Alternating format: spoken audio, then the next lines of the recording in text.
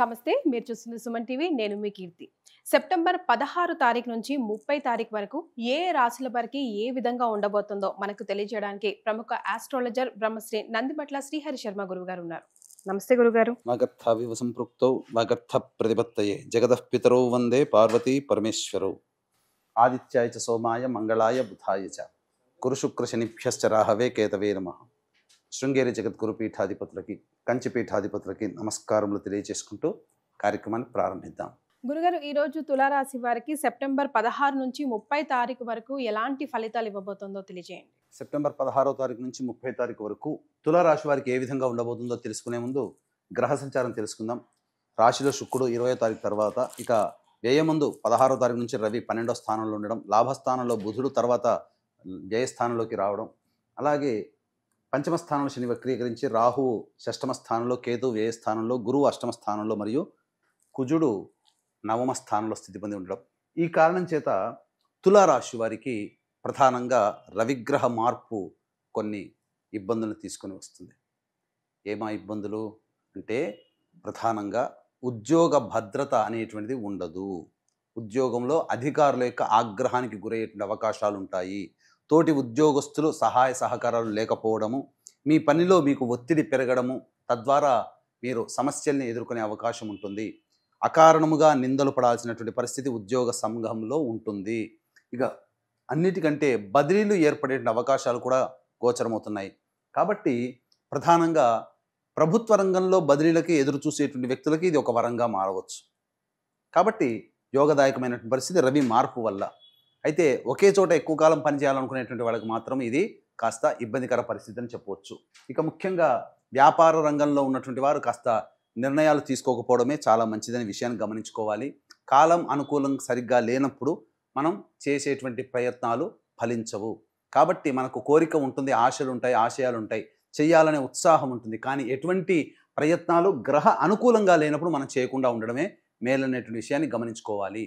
ఇక ముఖ్యంగా real estate రంగంలో ఉన్నటువంటి వారికి నూతన ప్రాజెక్టుల యొక్క అవకాశాలు వస్తాయి. కానీ ఆ ప్రాజెక్టులు రూపకల్పనలో భాగంగా మీరు ఇన్వెస్ట్మెంట్స్ కనుక చేసుకునేటట్టయితే అవి కొంత మీకు ఇబ్బందికర పరిస్థితులు మారేటువంటి అవకాశాలు గోచరమవుతున్నాయి. కాబట్టి జాగ్రత్తలు పాటించండి.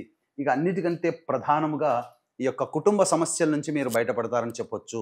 20వ తారీఖు తర్వాత మీకున్నటువంటి కుటుంబ కలహాలన్నీ కూడాను తగ్గుముఖం పడతాయి. నూతన వ్యక్తుల యొక్క పరిచయ ప్రభావం మీకు జీవితంలో ఆనందాన్ని కలగజేస్తుందని చెప్పవచ్చు.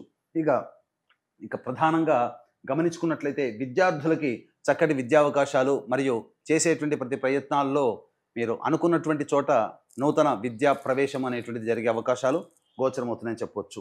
ఇక ఏతావాత మనిషికి ఏ విధంగానైనప్పటికీ కూడాను సమస్యలు అనేటువంటివి 100లో 75% సమస్యలు ధనపరంగా వస్తాయి, 75% సమస్యలు ధనంతో తీరుతాయి. కాబట్టి ఏ రోజుల్లో ధన రాబడి అధికంగా ఉంటుంది, అలాగే ఎప్పుడు ఖర్చులు అధికంగా ఉంటాయి అనేటువంటి విషయాల గురించి మనం క్లుప్తంగా తెలియజేసుకుందాం.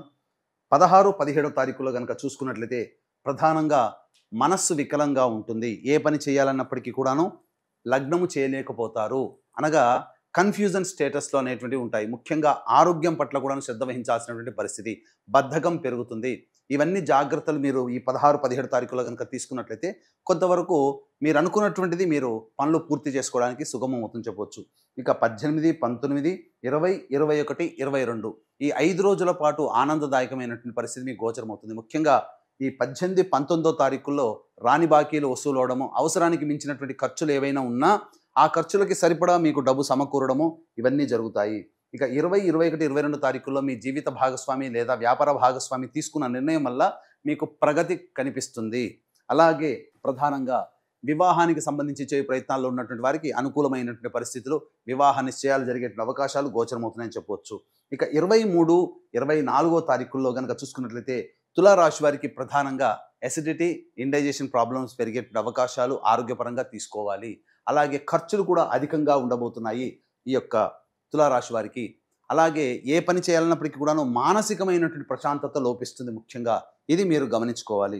ఇక 29, 30 ఈ యొక్క సంబంధించినటువంటి దాన్ని చూసుకున్నట్లయితే ప్రధానంగా 25, 26 తారీఖులో కనుక గమనించుకున్నట్లయితే మీలో మార్పు కొంత ప్రస్ఫుటంగా ఉంటుంది. ఎక్కడ తగ్గాలో ఎక్కడ పెరగాలో అనేటువంటిది విచక్షణ లేకపోవడం వల్ల ప్రతి చోట ఆధిపత్య ధోరణి ప్రదర్శించే స్వభావం మీకు ఈ 25, 26 తారీఖులో ఏర్పడుతుంది. అంటే మొండితనము, మూర్ఖత్వంగా ఆలోచించడం కలుగుతుంది. తద్వారా కుటుంబ సభ్యుల మధ్య ఉన్నటువంటి ప్రేమని కోల్పోతారు. అలాగే సంఘంలో మీకున్నటువంటి పేరు కొంత తగ్గుముఖం పడుతుంది. కాబట్టి ఈ 25, 26 తారీఖుల్లో అతి ఆత్మవిశ్వాసంతో కానీ లేదా ఎదుటి వారిని చులకనతో భావంతో మాట్లాడడం కానీ చేయకుండా ఉండడమే మేలని మీరు గమనించుకోవాలి. ఇక 27, 28 తారీఖుల్లో ప్రధానంగా ఉద్యోగార్థులకి మంచి ఉద్యోగ అవకాశాలు లభించే అవకాశాలు గోచరమవుతున్నాయి. అలాగే మీ పేరు ప్రతిష్టలు పెరిగేట అవకాశాలు ఉంటాయి. సాధారణంగా ఈ 27, 28 తారీఖుల్లో మీకు ధనం సమకూరేటువంటి అవకాశాలు కూడా ఎక్కువగా ఉన్నాయని చెప్పవచ్చు. ఇక 29, 30 తారీఖులో కనుక చూసుకున్నట్లయితే అన్ని రంగాలలో ఉన్నటువంటి వారికి చిరు వ్యాపారస్తులు, కుల వృత్తులు, చేతి వృత్తులు, అలాగే ఉద్యోగము, వ్యాపార రంగంలో ఉన్నటువంటి ఎటువంటి వారికైనప్పటికీ కూడాను లాభసాటిగా ఉంటుందని చెప్పవచ్చు. మొత్తంగా గమనించుకున్నట్లయితే ఈ 15 రోజుల యొక్క వ్యవధిలో గ్రహ సంచారం అనుకూలంగా ఉంది, గ్రహ బలం లేదు అంతే. గ్రహ సంచారం అనుకూలంగా ఉన్నప్పుడు గ్రహ బలం లేకపోయినా ఆ గ్రహ సంచార ప్రభావంలో మీకు అనుకూలంగా జరిగే అవకాశాలు గోచరమవుతున్నాయి. కాబట్టి ఈ యొక్క తులారాశి వారికి సాధారణం కంటే ఎక్కువగా మంచి శుభ ఫలితాలు. ఒక ఉద్యోగస్తులు మాత్రమే భద్రతతో మీరు చాలా జాగ్రత్తగా లౌక్యంతో మీ యొక్క ఉద్యోగంలో మెలగాలి ఈ యొక్క 30వ తారీఖు వరకు అని చెప్పవచ్చు. కాబట్టి ఏ వ్యక్తికైనప్పటికీ కూడాను దైవానుగ్రహం అన్నిటికంటే ముఖ్యం. కాబట్టి ఈ యొక్క చంద్రగ్రహణం సెప్టెంబర్ 18వ తారీఖు రోజున ఏర్పడబోతుంది. ఈ చంద్రగ్రహణ సందర్భంగా కుంభమీన, మేష, మిథున, కర్కాటక, కన్య, వృశ్చిక రాశిలో జన్మించినటువంటి వారికి చంద్రగ్రహణ దోష నివారణ హోమాది కార్యక్రమాలు మరియు విద్య, వివాహ, ఉద్యోగ, దాంపత్య, సంతానారోగ్య సమస్యల నివారణకి 18 రకాల హోమాలు కేవలం పర్ హెడ్ 1500 రూపాయల రుసుముకి చేయించడం జరుగుతుంది. అవకాశం ఉన్న వాళ్ళు కార్యక్రమ తదనంతరం కాంటాక్ట్ చేసి పూర్తి వివరాలు తెలుసుకోవచ్చు. అలాగే సెప్టెంబర్ 25, 30 తారీఖుల్లో పితృదోష నివారణ కార్యక్రమాలు జరిపించడం జరుగుతుంది. పితృదోషం వేరు, పిండ ప్రదానం వేరు. అలాగే ఈ యొక్క తండ్రి వైపు 7 తరాలు, తల్లి వైపు 4 తరాలలో ఏవైనా దుర్మరణాలు అంటే road accident, fire accident, suicide attempt, నదిలో బావిలో పడి చనిపోవడం, ఇంట్లోంచి వెళ్ళిపోవడం, లివర్ ఫెయిలియర్, కిడ్నీ ఫెయిలియర్, క్యాన్సర్తో చనిపోవడం, 60 సంవత్సరాల లోపల ఏ విధంగా చనిపోయినా, అలాగే ఇంటర్ క్యాస్ట్ రిలీజియన్ మ్యారేజ్ జరిగినా ఇవన్నీ కూడా పితృశాప ప్రభావాల కలుగుతాయి. పితృదోషం ఉన్నటువంటి కారణం చేత జీవితంలో అభివృద్ధి ఉండదు, సకాలానికి పెళ్లిళ్ళు కావు, సంతానాలు కలగవు, ఇలా అనేక రకాలైనటువంటి సమస్యలు ఉంటాయి. అన్ని అవకాశాలు దగ్గర దాకా వచ్చి వెనక్కి వెళ్ళిపోతాయి. కాబట్టి ఇటు పితృదోష నివారణకి 25, 30 సెప్టెంబర్ మాసంలో చేయించడం జరుగుతుంది.